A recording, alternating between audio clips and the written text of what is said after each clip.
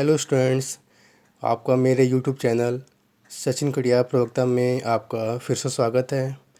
मैं आपके लिए लाया हूँ सबसे इजी मेथड लासा एंड मासापा पा का। इसको समझने और पढ़ने के लिए मेरा वीडियो पूरा अंत तक देखें और समझें। चलिए आइए हम लोग पढ़ते हैं लासा एंड मासा। ठीक है, लासापा एंड मासापा पढ़ने के लिए सर्वप्रथम हम पहले ये जान लें कि लासापा का फुल फॉर्म क्या होता है और मासापा का फुल फॉर्म क्या होता है। आइए देखते हैं। लासापा का फुल फॉर्म क्या है? लघुत्तम समापवर्त। क्या होता है? लघुत्तम समापवर्त। ऐसे हमारे मासापा का फुल फॉर्म क्या होता है? महत्तम समापवर्तक। क्या? महत्तम समापवर्तक। अब देखिए दोनों में डिफरेंस क्या है। यहाँ पे आया हुआ है समापवर्त और महत्तम में आया हुआ है समापवर्तक, लेकिन इन दोनों का मीन्स होता है उभयनिष्ठ। मतलब समापवर्त एंड समापवर्तक का मतलब होता है उभयनिष्ठ। दोनों का मतलब एक ही होता है, उभयनिष्ठ। चलिए आइए हम लोग चलते हैं लासापा। ठीक, पहले हम लोग पढ़ते हैं लासापा की परिभाषा। चलिए, दो या दो से अधिक संख्याओं का लघुत्तम समापवर्त वह छोटी से छोटी संख्या है जो दी हुई संख्याओं में से पूरी तरह विभाजित हो जाए। क्या? दो या दो से अधिक संख्याओं का लघुत्तम समापवर्त वह छोटी से छोटी संख्या है जो दी हुई संख्याओं में से पूरी तरह विभाजित हो जाए। उसे हम क्या कहते हैं? लासापा या एलसीएम। ठीक है, चलिए अब हम पढ़ते हैं लासापा के प्रकार। लासापा के 3 प्रकार हैं। पहला प्रकार है हमारा अपवर्त विधि और दूसरा है अभाज्य गुणनखंड विधि और तीसरा है भाग विधि। ये हमारे 3 प्रकार हैं। ठीक है, अब चलते हैं पहले प्रकार की ओर। पहला प्रकार हमारा है अपवर्त विधि। इसको ठीक से पढ़ेंगे। ठीक, इसके पॉइंट्स क्या हैं? अपवर्त विधि को सॉल्व करने के लिए इसके जो नीचे पॉइंट्स दिए गए हैं उसको ठीक से हम लिख लेंगे और समझ लेंगे। पहला पॉइंट है, सर्वप्रथम दी हुई संख्याओं में से प्रत्येक संख्या के कुछ अपवर्त लिखते हैं, मतलब पहाड़ा लिखते हैं। अपवर्त मतलब क्या होता है? पहाड़ा। इसको अंडरलाइन कर लेंगे और लिख लेंगे कहीं पॉइंट पे। अपवर्त मीन्स पहाड़ा। ठीक, अब सेकंड पॉइंट पे हम आते हैं। फिर दी हुई संख्याओं के समापवर्त मीन्स उभयनिष्ठ, जो ऊपर आपको दिखा दिया गया है। दी हुई संख्याओं के समापवर्त मीन्स उभयनिष्ठ लिखते हैं। फिर तीसरे पॉइंट में सभी संख्याओं के समापवर्त लिखने के बाद उनमें से सबसे छोटा समापवर्त लिखते हैं। ठीक है, यही हमारा अभीष्ट लासापा कहलाता है। पहले सभी संख्याओं के समापवर्त लिखेंगे, उसके बाद जो सबसे छोटा समापवर्त होगा उसको हम लिख लेंगे, वही हमारा अभीष्ट लासापा कहलाता है। एग्जाम्पल के द्वारा दिखाया गया है 8 व 20 का लासापा। ठीक है, 8 व 20 का लासापा निकालना है मुझे अपवर्त विधि से।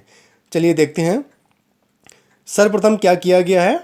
8 के अपवर्त लिखे गए हैं, मीन्स पहाड़ा लिखा गया है। पहाड़ा सभी को आता है। ठीक है, 8 के अपवर्त लिख लिए गए हैं। 8, 16, 24, 32, 40 डॉट डॉट डॉट। इसका हमको अंतिम बिंदु नहीं मालूम रहता, मीन्स अंतिम संख्या हमें ज्ञात नहीं रहती। अगर पूछ दिया जाए कि 8 का सबसे अंतिम अपवर्त क्या होता है तो आप क्या लिखेंगे? यह हम ज्ञात नहीं कर सकते हैं। अगर ये पूछ दिया जाए कि सबसे छोटा अपवर्त क्या होता है तो आप कहेंगे वह स्वयं की संख्या होती है। ठीक है, क्लियर हो गया? इसको लिख लेंगे। अब हम आते हैं 20 के अपवर्त। ठीक है, वही पढ़ा लिखेंगे हम 20, 40, 60। अब जो भी हम संख्याएं लिखेंगे उसके बीच में हम कामा जरूर लगाएंगे। अगर कामा नहीं लगाएंगे तो सवाल हमारा गलत हो जाएगा। ठीक है, तो कामा लगाना बहुत ज़रूरी है। अब हम आते हैं 8 और 20 के समापवर्त लिखते हैं, मीन्स दोनों के उभयनिष्ठ लिखते हैं। तो दोनों के उभयनिष्ठ क्या है देखेंगे। ठीक, इसमें देखो 40 और इसमें भी 40 आया हुआ है, तो सबसे छोटा समापवर्त 40 हो गया। फिर उसके आगे 80 आएगा, उसके आगे और भी संख्याएं आएंगी। अगर ये पूछ दिया जाए कि 8 और 20 का सबसे बड़ा समापवर्त, फिर से वही कहेंगे हम, यह हम ज्ञात नहीं कर सकते हैं। अगर छोटा कहा जाए तो छोटा आपके सामने लिखा हुआ है, क्या कहेंगे? 40। ठीक है, तो यही 40 हमारा अभीष्ट लासापा कहलाता है। क्या कहलाएगा? अभीष्ट लासापा। यही हमारा आंसर होगा। ठीक है, इतना क्लियर हो गया। अब हम चलते हैं सेकंड विधि पे। सेकंड विधि हमारी क्या है? अभाज्य गुणनखंड विधि। ठीक है, चलिए देखते हैं इसको। हाँ, इसको भी हमने पॉइंट द्वारा दर्शाया है। पहला पॉइंट हमारा क्या है? सर्वप्रथम दी हुई संख्याओं के गुणनखंड लिखेंगे। क्या लिखेंगे? दी हुई संख्याओं के गुणनखंड लिखते हैं, ठीक है। फिर सेकंड पॉइंट में क्या होगा? फिर पहली संख्या के सारे गुणनखंड लिखते हैं तथा अन्य संख्याओं के भी गुणनखंड लिखते हैं, ठीक है। पहली संख्या के भी लिखेंगे और दूसरी संख्या के भी हम गुणनखंड लिखते हैं जो पहली संख्या के गुणनखंड ना हो, ठीक है। ये क्लियर हो? जो पहली संख्या के गुणनखंड ना हो वो सभी संख्याएं हम लिख लेते हैं। तीसरा पॉइंट है, इन गुणनखंडों का गुणनफल ही अभीष्ट लासापा कहलाता है। इन गुणनखंडों का गुणनफल ही अभीष्ट लासापा कहलाता है, ठीक। आइए उसको भी देखते हैं एग्जाम्पल के द्वारा कैसे करते हैं, ठीक। एग्जाम्पल क्या दिया गया है? 49, 112 व 133 का लासापा निकालना मुझे, ठीक है। चलिए आते हैं। 49 का हमारा गुणनखंड क्या होगा? 7 सते 49, 7 सते 49, ठीक है। अब 112 का हमारा गुणनखंड क्या होगा? 2 दूनी 4 दूनी 8 दूनी 16 सत्ते 112, ठीक है। अब हम आते हैं 133 का करते हैं। 133 7 इंटू 19, 7 इंटू 19 बराबर 133, ठीक है। अगर इस तरह इसको नहीं लिख पा रहे हो तो आप इसको इस तरह भी लिख सकते हो, ठीक है। जो तीनों में कॉमन आ रहा है तो उसको एक बॉक्स में बंद कर देंगे। इसका मतलब ये होता है कि जो बॉक्स में हम संख्या बंद कर देते हैं उसको हम एक बार ही लिखते हैं, ठीक है। चलिए आते हैं, अब देखते हैं 49, 112 व 133 के गुणनखंड का गुणनफल ही हमारा लासापा कहलाता है। पहले उन सभी का हम गुणनखंड लिख लेते हैं, ठीक है। जो ऊपर दिखाया गया है कि पहली संख्या के वो सारे गुणनखंड लिख लेंगे जो दूसरी संख्या में ना हो, ठीक है। जैसे लिख लिया 7 into 7 into 2 into 2 into 2 into 2 into 19, ठीक है। 7 into 7 into 2 into 2 into 2 into 2 into 19। अब इन सभी का गुणनफल निकालेंगे। क्या निकलेगा? 14,896, 14,896। यही हमारा अभीष्ट लासापा कहलाता है, ठीक है। समझ में आ गया? अगर समझ में नहीं आ रहा है तो आप हमारे कमेंट बॉक्स में जाकर कमेंट भी कर सकते हैं कि सर ये हमको ये समझ में नहीं आया, मैं फिर से उसको बता दूंगा, ठीक है। अब हम आते हैं थर्ड विधि पे जिसको बोलते हैं भाग विधि, ठीक है। चलिए इसको भी हमने पॉइंट द्वारा दर्शा दिया गया है कि ताकि जल्दी से इजी समझ में आ जाए तुमको। पहला पॉइंट क्या है हमारा? सर्वप्रथम दी हुई संख्याओं को एक पंक्ति में अर्धविराम के रूप में लिखते हैं। कैसे लिखते हैं? अर्धविराम के रूप में हम लिखते हैं, ठीक है। फिर इसके बाद सबसे छोटी से छोटी आवाज संख्या से भाग देते हैं। सबसे छोटी छोटी आवाज संख्या से भाग देते हैं जो दी हुई सारी संख्याओं को या फिर कम से कम एक या दो संख्याओं को विभाजित करती हो। सबसे छोटी संख्या लेंगे, फिर उससे जो दी हुई संख्या है उससे हम भाग देते हैं। भाग देने बाद यही क्रम चलता रहता है जब तक हमारा शेषफल 1 ना आ जाए, ठीक है। चलिए आते हैं, इसको भी हम एग्जाम्पल द्वारा देखते हैं। एग्जाम्पल दिया गया है 21, 63, 105 व 189 का लासापा निकालना है, ठीक है। जब हम भाग विधि निकालते हैं लासापा का तो हम इस क्रम से निकालते हैं। पहले हम संख्या लिख लेते हैं, उन संख्याओं के बीच में हम अर्धविराम लगाते हैं, ठीक है। फिर हम सबसे छोटी संख्या देखते हैं। पहले हम देखते हैं 2, देखते हैं 2 से भाग नहीं जा रहा है। फिर उसके ऊपर जो संख्या आती है 3, फिर 3 से हम देखते हैं 3 से भाग जा रहा है कि नहीं जा रहा है, तो ठीक 3 से जा रहा है।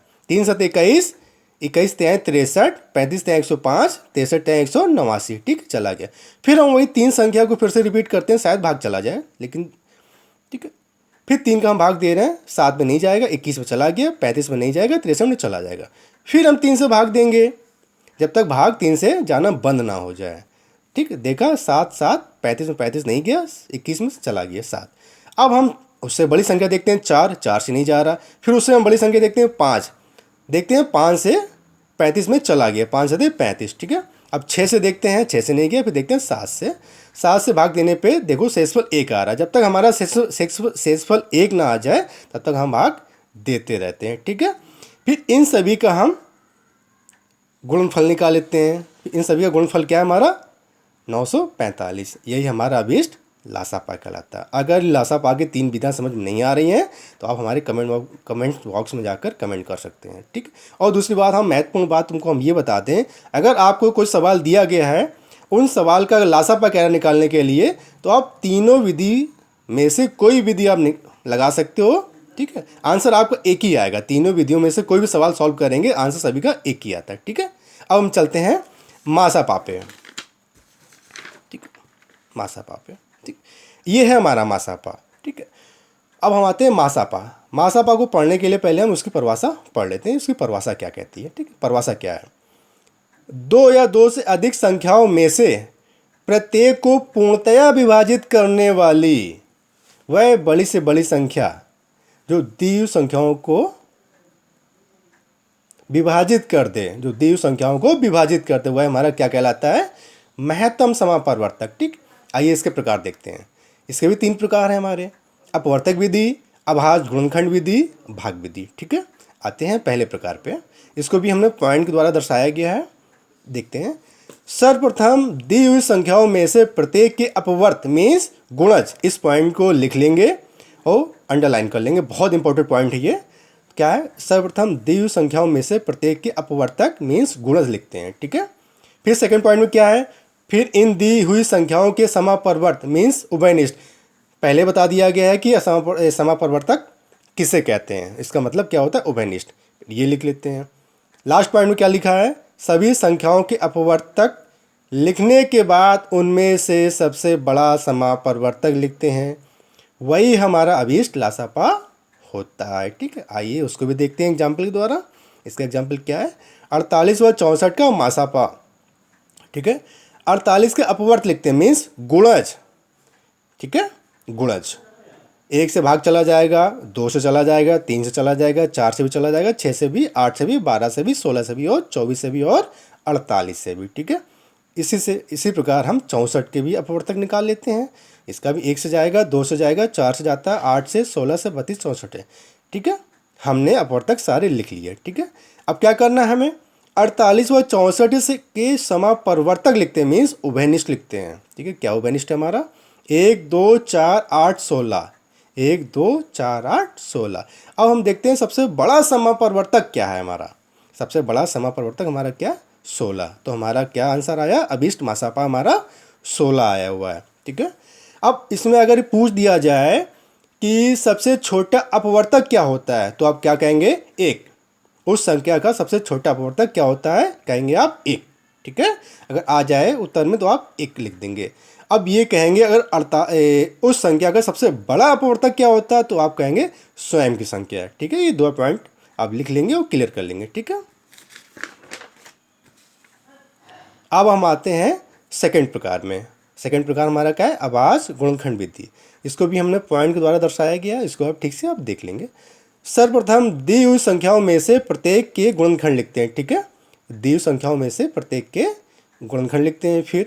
फिर पहली संख्या के सारे गुणनखंड लिखने के बाद इसी क्रम में अन्य संख्याओं के भी गुणनखंड लिख लेते हैं। ठीक है, फिर आते हैं थर्ड पॉइंट पे। फिर सभी संख्याओं के गुणनखंडों में से उभयनिष्ठ गुणनखंड लिख लेते हैं। ठीक है, क्या लिख लेते हैं?